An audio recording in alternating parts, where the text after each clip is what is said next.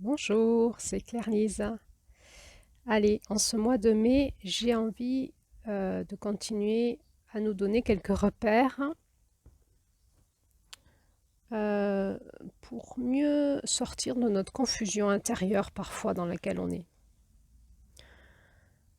Alors, les audios que je fais sont destinés à tout le monde, en fait.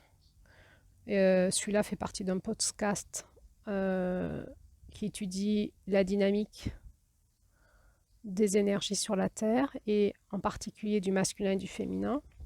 Donc c'est un podcast un petit peu plus spirituel dans lequel je vais inclure un peu de psychologie, un peu d'énergie, un peu de vibratoire, un peu ce que je connais quoi et comment ça fait référence pour moi. Mais en réalité, les personnes à qui s'adressent mes audios sont à toutes les personnes. C'est pas destiné à une population plus spirituelle qu'une autre, ou plus psychologique, ou plus éveillée. Pour moi, en fait, ce dont je parle, c'est juste de l'être humain. Dans les gens qui viennent me voir en consultation, je suis thérapeute intégrative, thérapeute de couple. Euh, Évidemment, je rencontre des personnes qui ont déjà fait un travail de développement personnel, de bien-être, et parfois déjà un chemin spirituel, et d'autres pas du tout. D'autres viennent me voir en urgence pour un besoin particulier, un moment particulier. Et les personnes qui ont déjà cheminé sont souvent en confusion par rapport à tout un tas de discours qu'elles ont entendus, entre autres du monde du New Age. Je reparlerai de ce monde du New Age dans l'audio dans lequel je vous parlerai du parasitisme et vampirisme vibratoire, de la manipulation spirituelle, mais sur des plans vibratoires et énergétiques.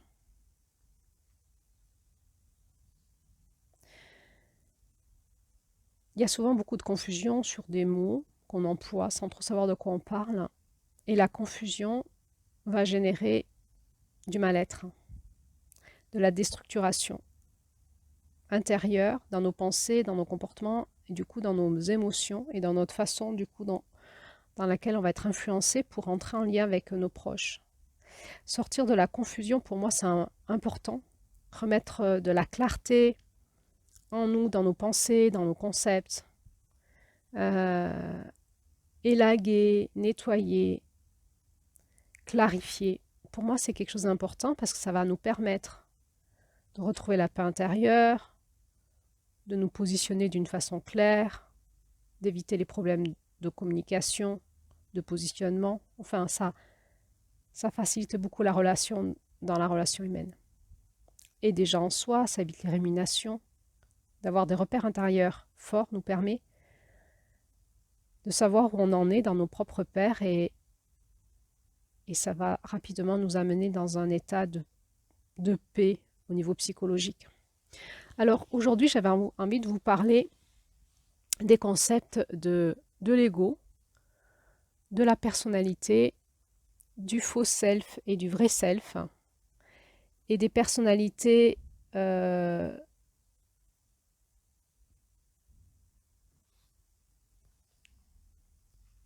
qu'on pourrait appeler de substitution. Alors, je vais commencer par ce qui me paraît le plus important, c'est la notion d'ego. C'est une notion qu'on va retrouver en psychologie et en spiritualité. Déjà, je vais faire une différence entre le bien-être, le développement personnel et le développement spirituel, qui sont pour moi trois mondes différents dans lesquels on peut rentrer en confusion, surtout quand on anime ou quand on vient de faire une reconversion professionnelle, par exemple, et qu'on fait des massages bien-être. On peut rapidement rentrer en confusion par rapport à sa posture professionnelle, avec une clientèle qui navigue un peu entre les trois mondes sans trop savoir aussi se repérer. Alors, qu'est-ce que c'est que le bien-être? Le monde du bien-être, c'est un espace où on propose des prestations à des clients pour les amener au relâchement, au ressourcement. Donc on peut leur proposer des massages, on peut leur proposer des espaces de méditation, mais pour relâcher le stress. On peut leur proposer de la randonnée, de faire des stages de ressourcement. Euh, Tout ça étant dans un but juste de les aider à être mieux en eux. On peut leur proposer des concepts un petit peu naturopathiques, leur expliquer, leur donner de la connaissance sur comment fonctionne leur corps, comment fonctionne le stress, comment fonctionnent les relations humaines. Voilà, l'objectif étant d'amener un peu plus de connaissances sur le monde du bien-être à des personnes qui n'en ont pas. Je vais rajouter, tiens, une autre case, la case de la thérapie. La case de la thérapie, quand on fait de la thérapie, c'est qu'il y a quelque chose qui est cassé et on a besoin de soins. Il y a quelque chose qui a été cassé, dysfonctionnel, qui est bloqué et on a besoin de soins. Donc quand on va faire de la thérapie psychologique, émotionnelle ou psychosomatique, psychocorporelle, ou énergétique ou vibratoire, enfin tout type de thérapie, juste le mot thérapie, suppose qu'il y a des soins, et s'il y a des soins, il y a un symptôme, il y a des dysfonctions. Donc déjà, quand on fait du bien-être, on ne fait pas de la thérapie. La thérapie, on va travailler sur plein d'espaces très particuliers d'être humain, fragiles, et il faut être supervisé, avoir un vrai diplôme, des vraies compétences. Ça suppose une vraie responsabilité, une vraie méthode et une vraie supervision. C'est un vrai métier.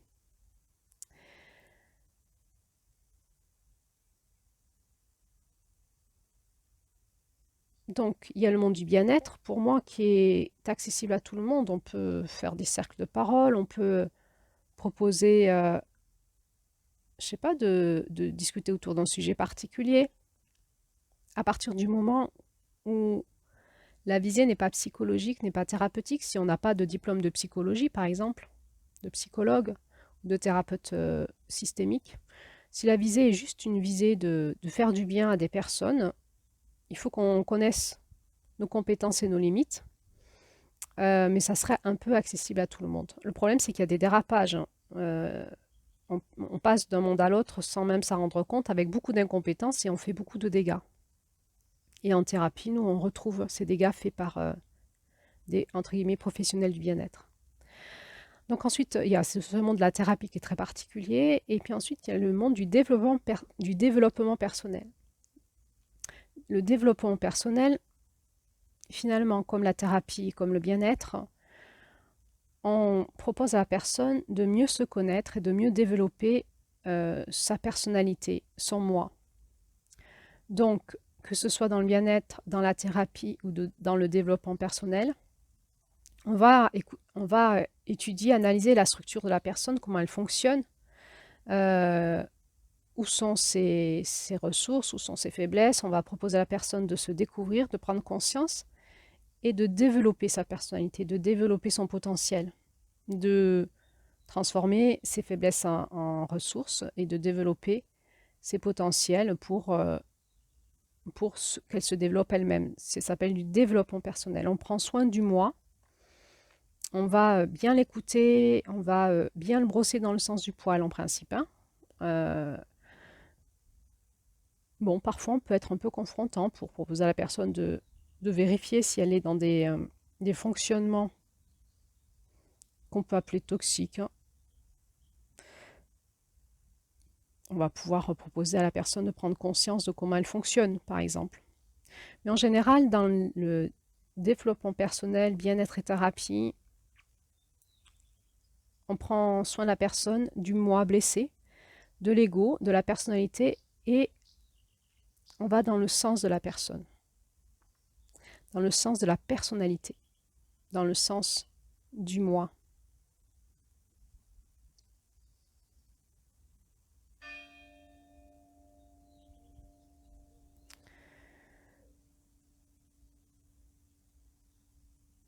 Pour finir, quand moi je suis thérapeute et que je reçois quelqu'un au cabinet, quand il me parle de lui et de son vécu, je ne sais pas si c'est vrai.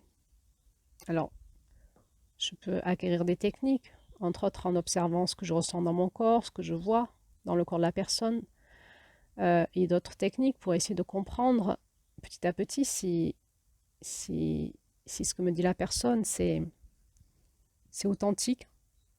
En tout cas, je sais que je n'ai qu'un point de vue d'une situation peut-être conflictuelle qu'elle m'apporte.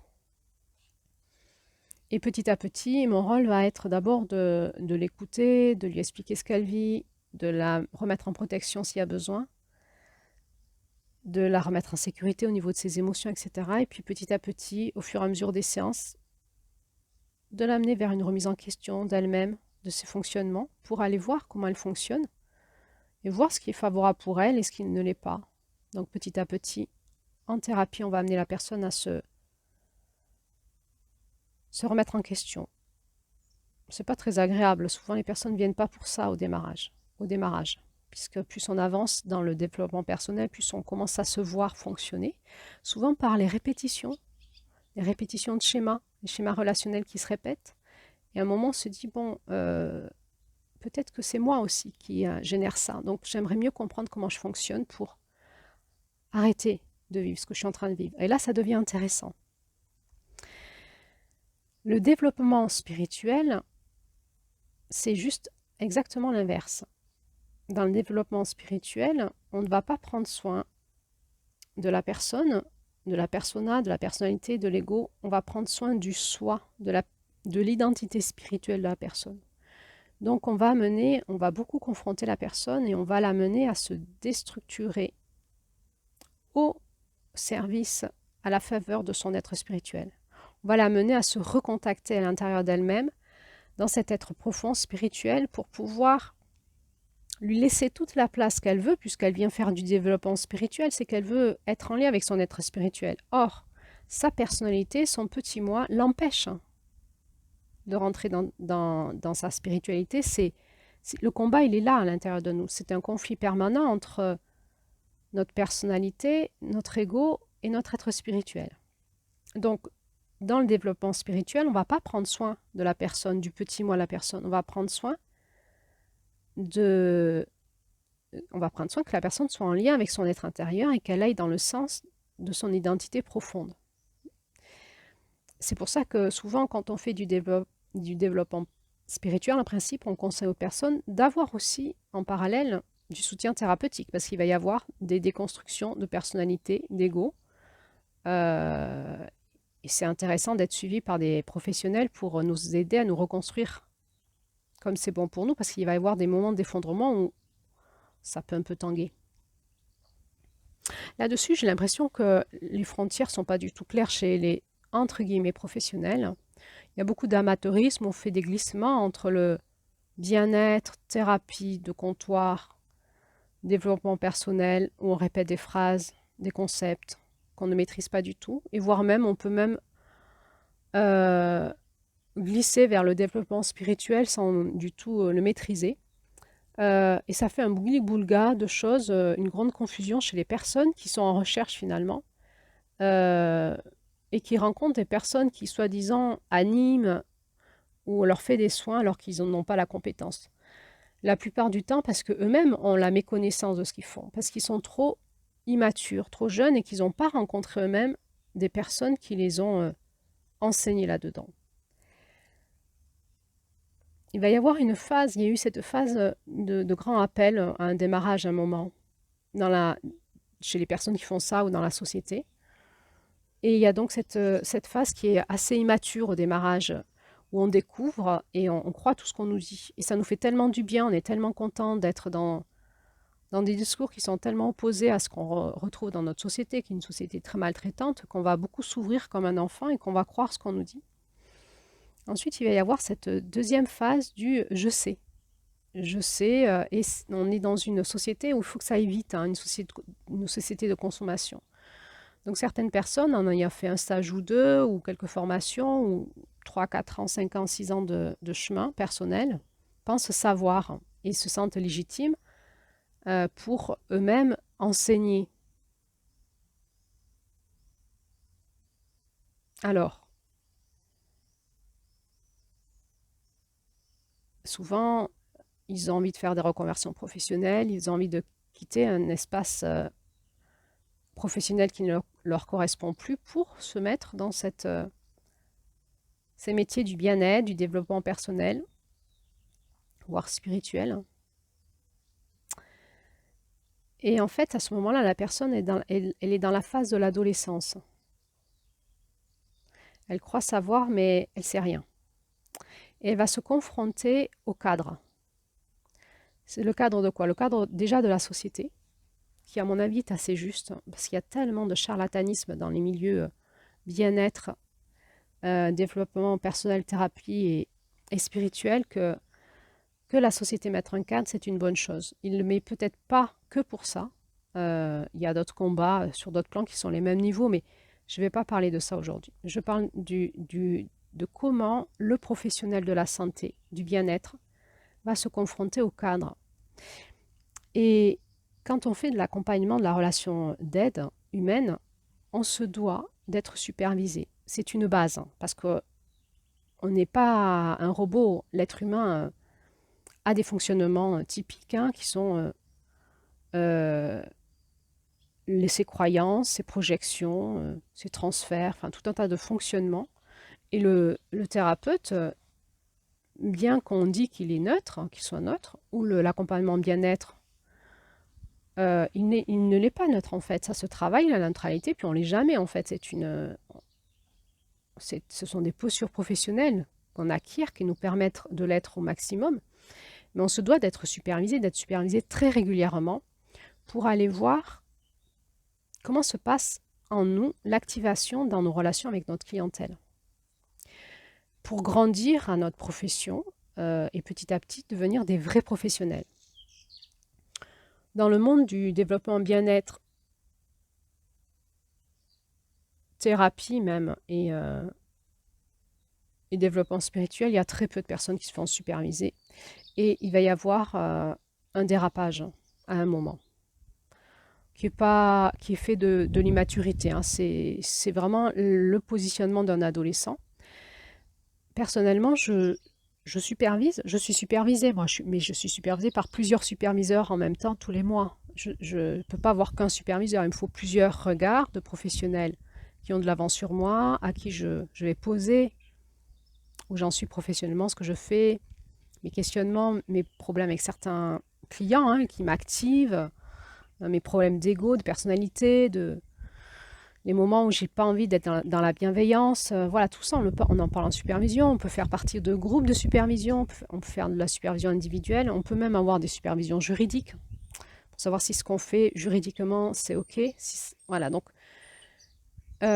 moi, je suis supervisée, c'est un choix que j'ai fait, un choix professionnel et aussi pour moi de sécurité. Mais je suis aussi superviseuse de thérapeute et de professionnels du bien-être. Quand je vois en fait tout le dysfonctionnement qu'ont les professionnels avec leur clientèle, et quand je le nomme, la plupart du temps, c'est mal accueilli. Voilà, comme des adolescents qui se révoltent à une forme d'autorité que j'aurais. Mais eux, en fait, ils voudraient faire ce qu'ils veulent.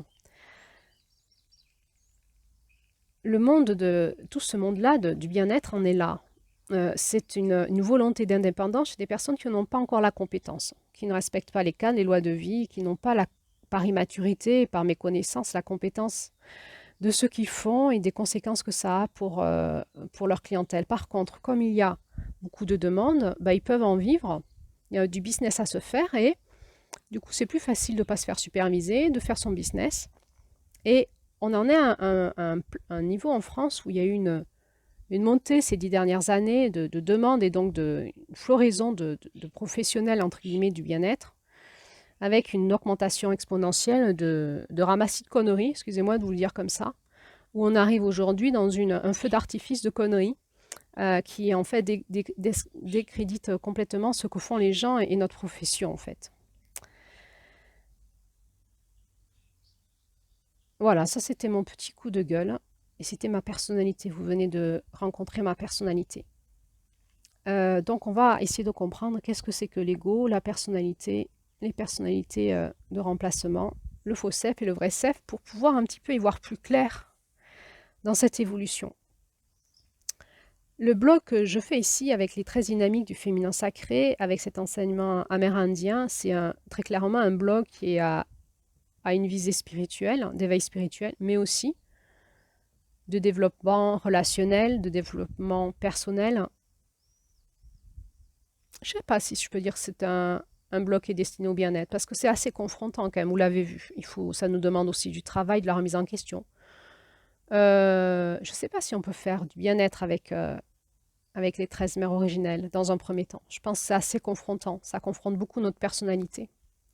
Mais par contre, ça peut nous donner un bon référentiel pour nous aider à y voir clair sur où on en est, où on voudrait aller, euh, comment fonctionnent un petit peu les lois de vie, et nous remettre un petit peu au clair sur les choses.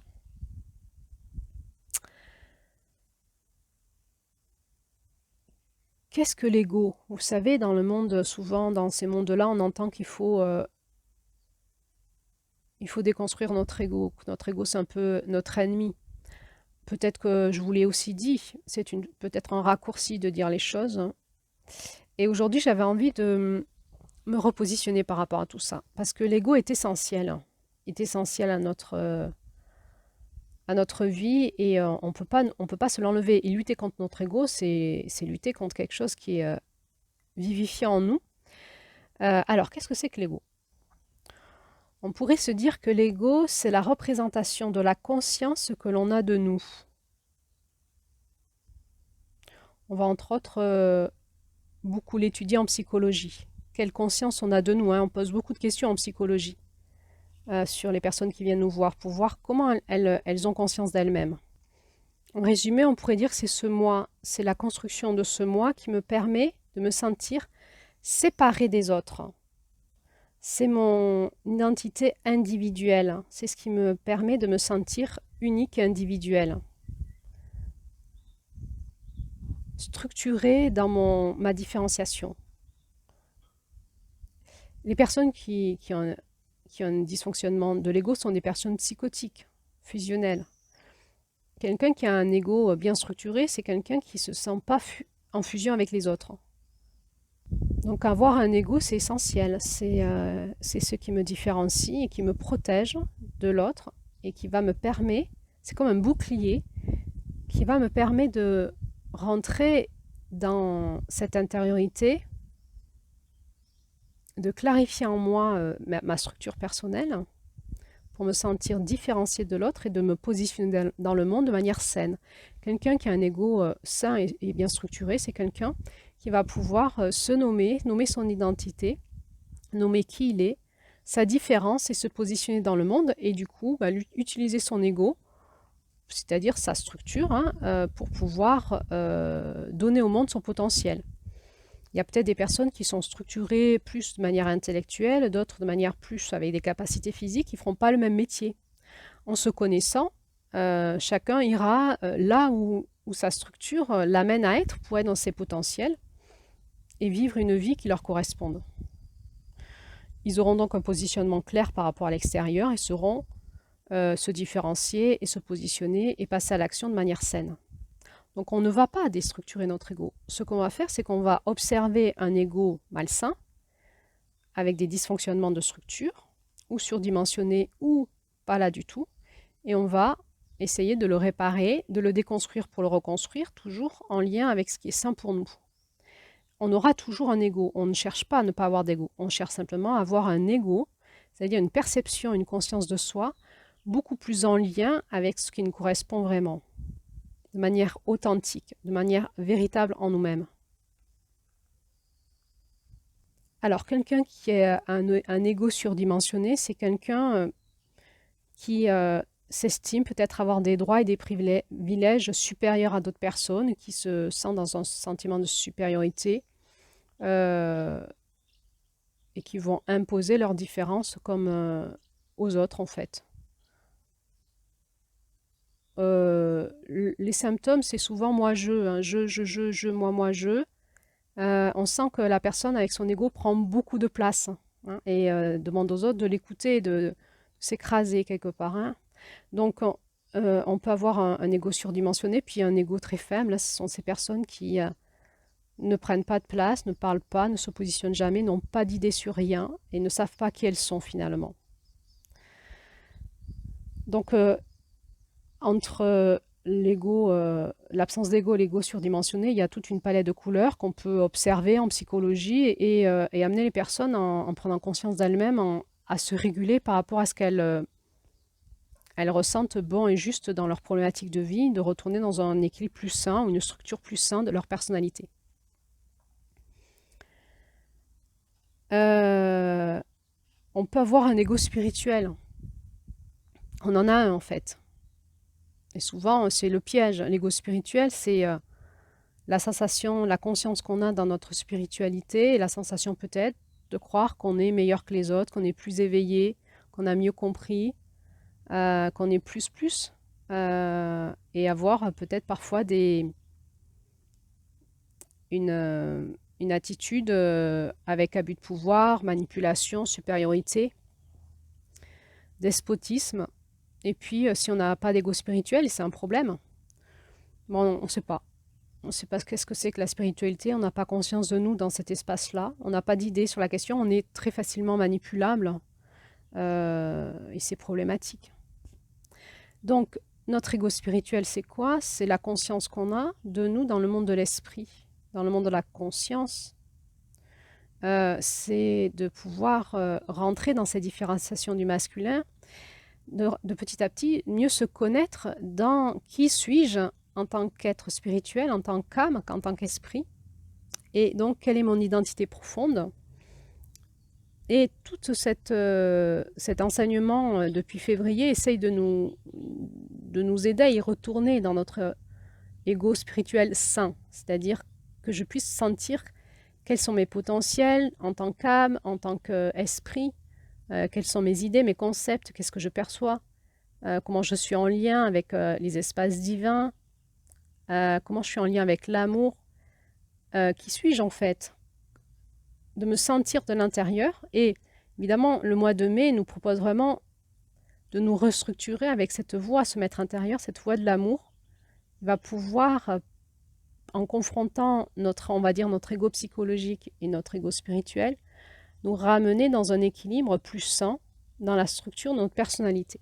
Alors, maintenant, je vais vous parler de la personnalité. Qu'est-ce que c'est selon mon point de vue?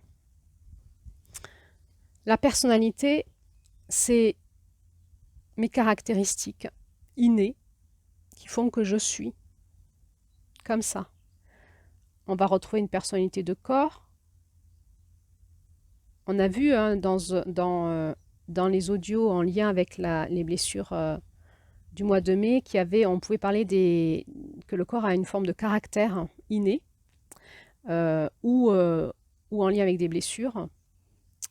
Et en fait, notre corps a une personnalité qui est liée à la fois à notre système génétique, mais aussi à ce qu'on a vécu, à comment on s'est structuré dans le monde.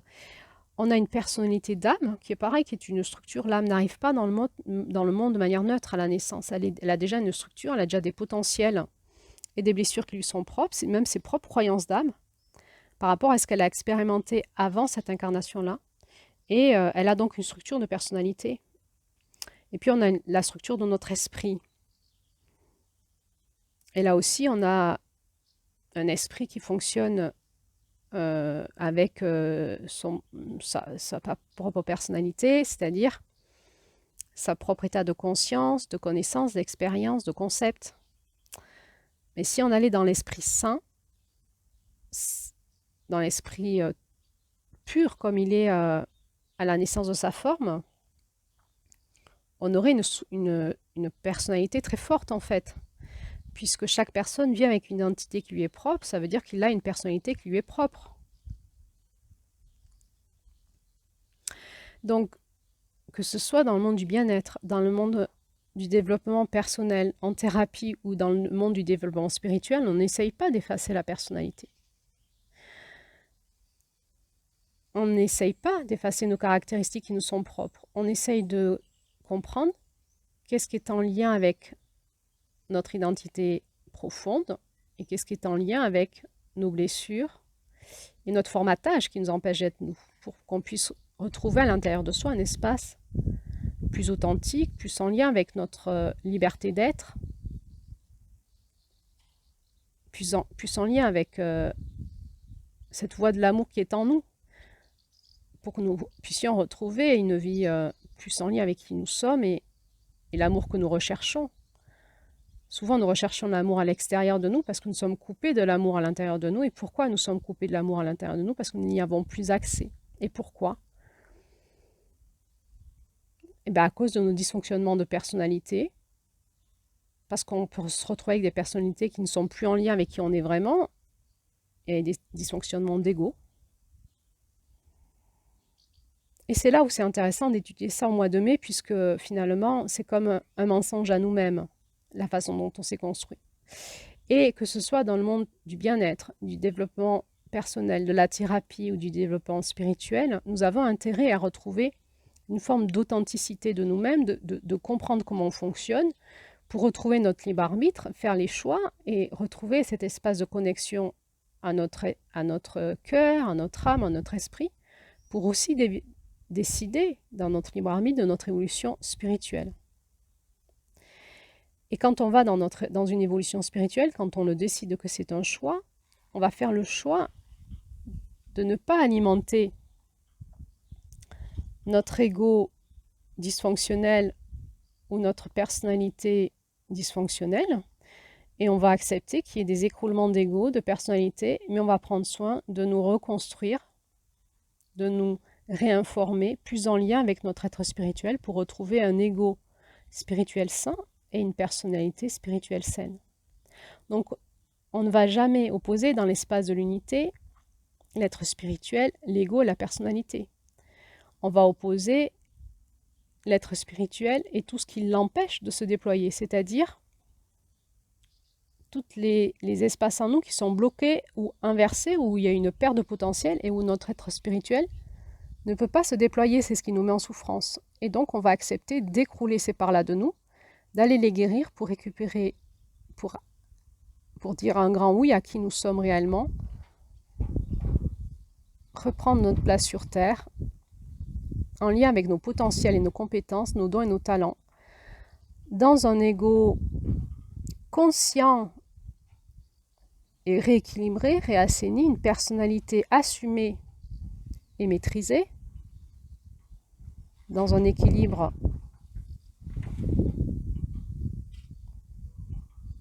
de vie. Et on va chercher en permanence à être dans cet espace d'équilibre entre ce qui vient du ciel, notre être spirituel, notre ego spirituel, notre personnalité spirituelle, et ce qui vient de la terre, notre être de la terre, notre ego du corps, on va dire comme ça, et notre personnalité en lien avec ce qu'on vit sur Terre.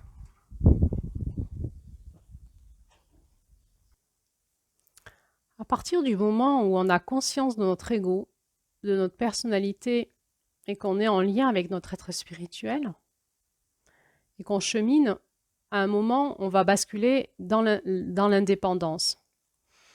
C'est-à-dire qu'on va toujours chercher des maîtres spirituels ou des maîtres à penser, des superviseurs ou des enseignants spirituels, avec la conscience qu'on a besoin d'aide extérieure et aussi de cet effet miroir pour mieux nous voir à l'intérieur de nous-mêmes, et que nous sommes responsables, au final, de ce que nous allons en faire et de retrouver cette discipline qui nous est demandée dans des chemins spirituels, entre autres, pour pouvoir dépasser ces zones déstructurées ou mal structurées et retrouver, à force de méthodes, de pratiques, un espace de reconnexion à nous-mêmes où nous allons pouvoir enfin explorer, dans l'indépendance et en autonomie, notre espace intérieur.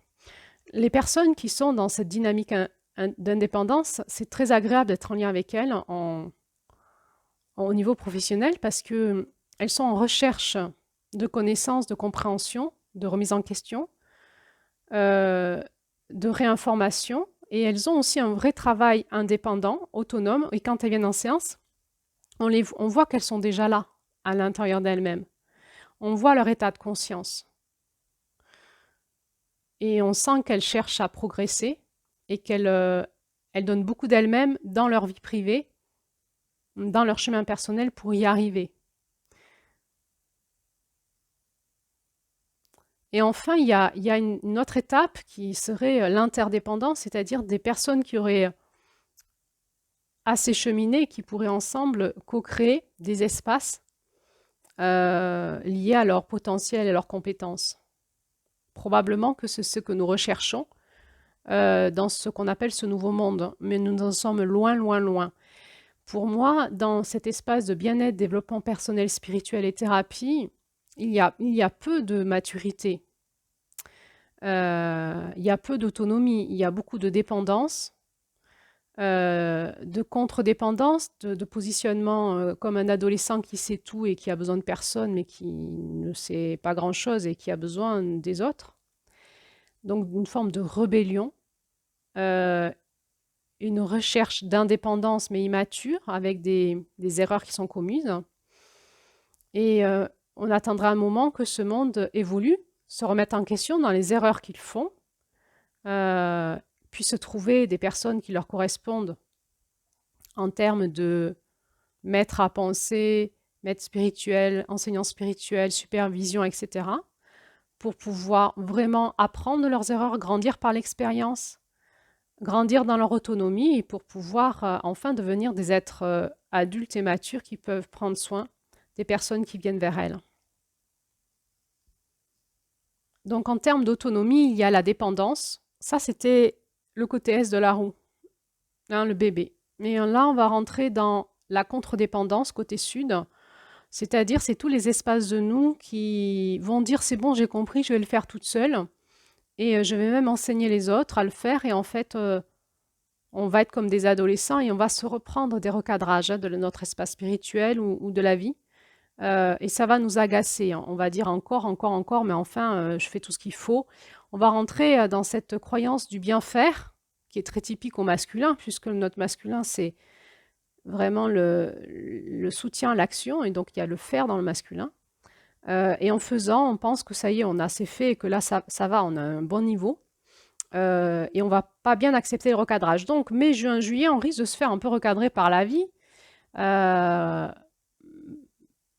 où on va se recadrer nous-mêmes, pour basculer finalement en août, septembre, octobre dans un espace d'indépendance, et novembre, décembre, janvier dans un espace d'interdépendance. Alors, je vais finir cet audio par vous parler de la notion du faux self.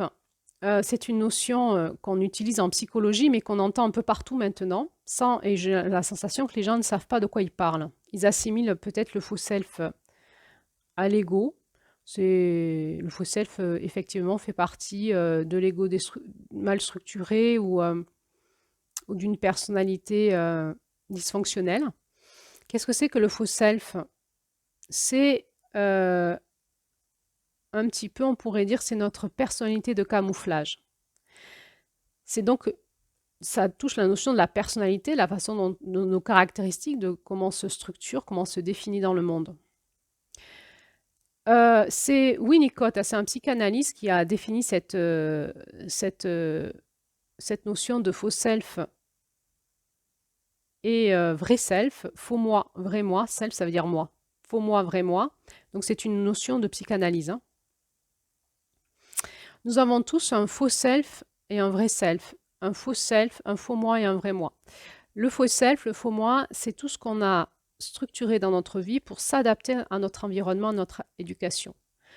Donc, ça fait partie de notre personnalité, c'est là en nous, on s'est structuré depuis notre enfance, mais par adaptation à notre environnement, en opposition du vrai self, du vrai moi, qui est la part de nous beaucoup plus authentique au fond de nous, et qui est disponible lorsqu'un individu a confiance en lui et en son environnement. C'est lorsqu'on laisse libre cours à notre spontanéité et qu'on n'est plus dans le contrôle de nous-mêmes, qu'on est dans un vrai moi. On pourrait appeler ça, certains l'appellent l'enfant intérieur. Alors, il y a plein de notions qu'on utilise pour essayer de comprendre comment on fonctionne, mais à la fin, le sentiment d'unité, c'est qu'on ne va plus dissocier les parties de nous, on va essayer juste de sentir de quel espace je me positionne, est-ce que je suis authentique ou pas. Et nous avons tous un faux self et un vrai self, et bien heureusement parce que ce faux self, il nous permet de nous adapter à notre environnement et de nous protéger par adaptation, de ne pas nous donner tout cru comme ça dans notre authenticité, parce que nous avons conscience de comment fonctionne le monde,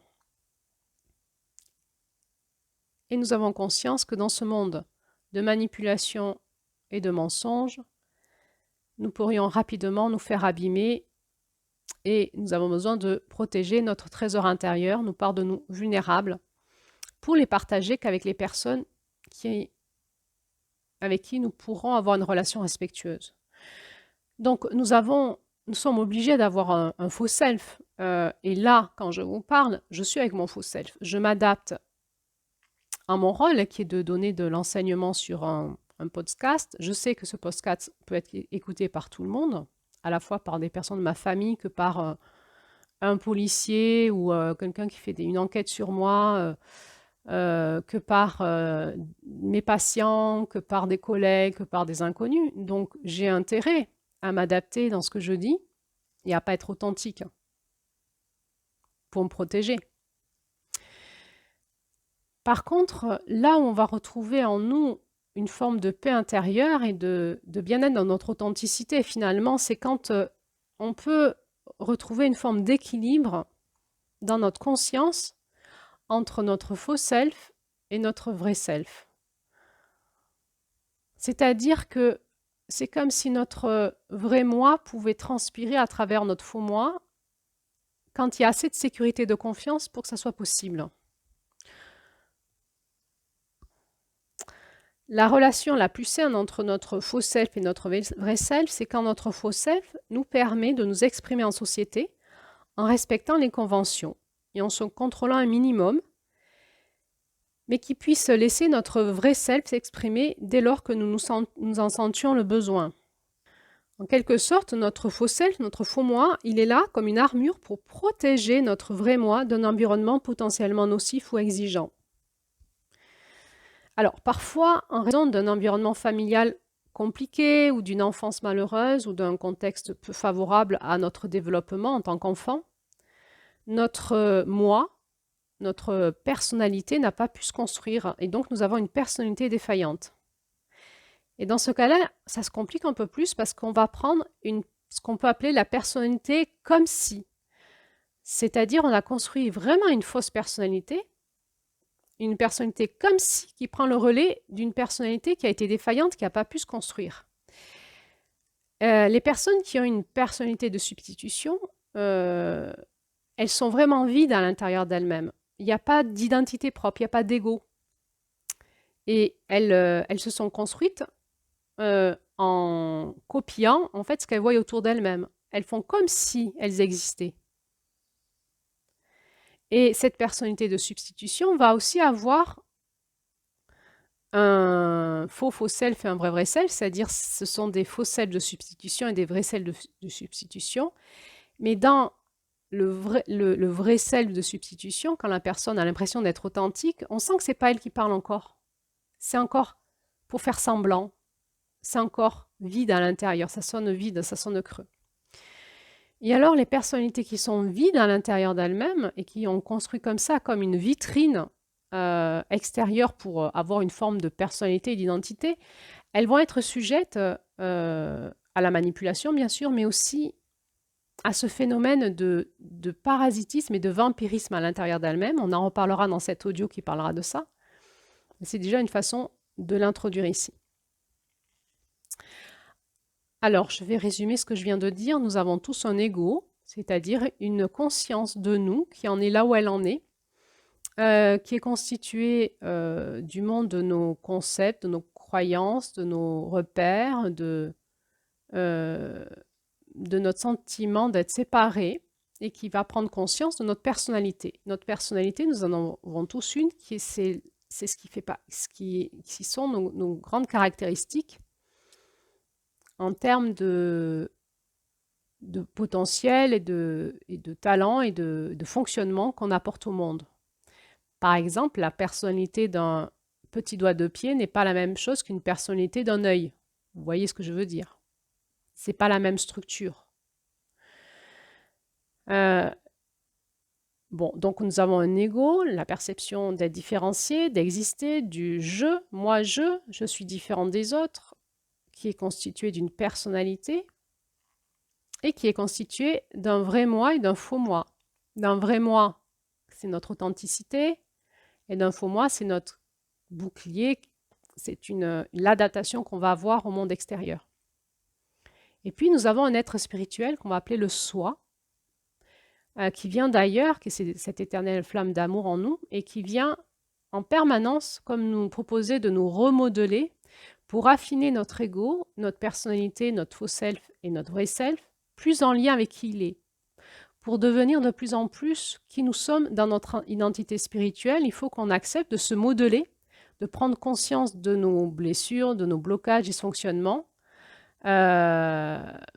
d'accepter le deuil de nous-mêmes, de cette identité égotique du moi j'ai vécu ça, moi j'ai eu des parents comme ça, moi j'ai été comme ça, j'ai été violée, j'ai vécu ça. De lâcher tout ça, cette identité au passé, pour s'identifier à notre être spirituel et revenir plus en parlant de moi-je dans notre ego, dans quelque chose de beaucoup plus sain, lié à ce que nous percevons de nous-mêmes quand nous sommes en lien avec notre être spirituel et notre identité source. Et donc, ça va nous demander en permanence de monter en conscience sur comment on fonctionne et de lâcher ce que l'on ne veut plus et de remodeler en lien avec notre fréquence source pour changer d'ego, changer de personnalité, c'est-à-dire changer de perception de soi, changer de façon dont on va fonctionner, changer de faux self, la façon dont on va se protéger dans le monde, s'adapter aux autres, changer de vrai moi qui va être plus en lien avec notre être spirituel. Et petit à petit, on va évoluer.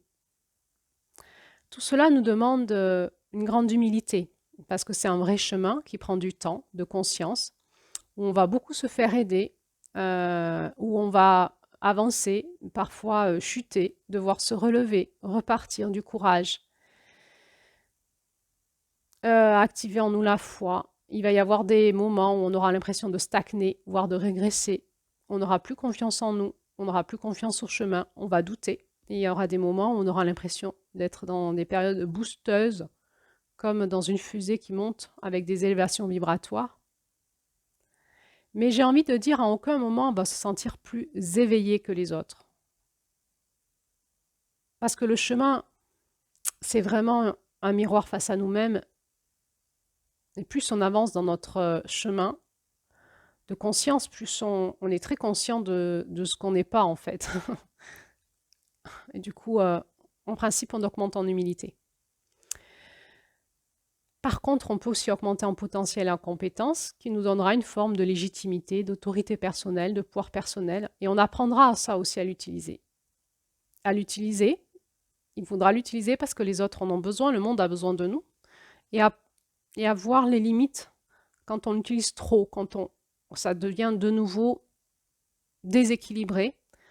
Et on va apprendre en permanence à monter en puissance dans notre pouvoir personnel et à revenir à l'équilibre. À remonter en puissance dans notre pouvoir personnel et dans notre puissance dans le monde, et à revenir à l'équilibre dans notre cœur et dans notre humilité. Et il est là, le travail de notre masculin. C'est ce qu'on est en train de faire. C'est une autre façon de le dire. Voilà, j'espère que cet audio vous a éclairé, fait comprendre des choses, mis des repères. Et je vous dis à bientôt pour l'audio sur la prophétie de la bisonne blanche. Là, on va repartir sur quelque chose de très chamanique pour le coup.